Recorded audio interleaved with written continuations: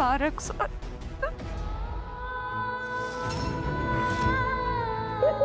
सावली रडू नको. डोळे पुस. डोळे पुस सावली. काय झालं सांग मला. मला माझ्या मैत्रिणीचा फोन आला होता. तिला माझी गरज होती. तिची बहीण आहे ना, ती कोणत्या तरी अडचणीत आहे.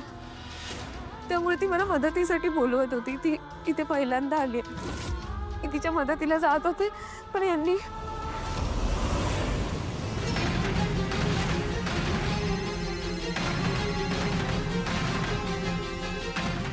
वहिनी, हे ऑफिस नाही, हे घर आहे. इथे माणसं राहतात, ठीक आहे. आणि कोणी कुठे जायचं ना, हे तू नाही सांगायचंस. सावलीला जिथे जायचं असेल ना, ती जाईल. तुझ्याकडून परमिशन घ्यायची गरज नाही तिला. यापुढे जर सावलीला कोणी असा त्रास दिला ना, माझ्यापेक्षा वाईट कोणीच नसेल. हॅलो, बोल. ऐश्वर्या, खूप चुकीचा वागलीस तू.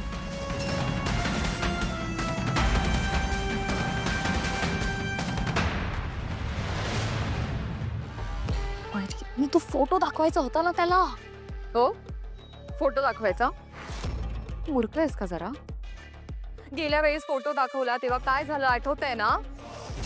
सत्कार केला असता सारंगने आपला. इडियट आहेस तू. कोणता डाव कधी खेळायचा, कोणता पत्ता कधी फेकायचा हे तुला कळतच नाही. कधी शिकणार आहेस अस्मी. एक काल आहे म्हणून तो कधीही ओपन करायचा असं नसतं. आता तो फोटो डिरेक्टली तिलोत्तमा मेहंदळेला दाखवायचा, सगळे असताना.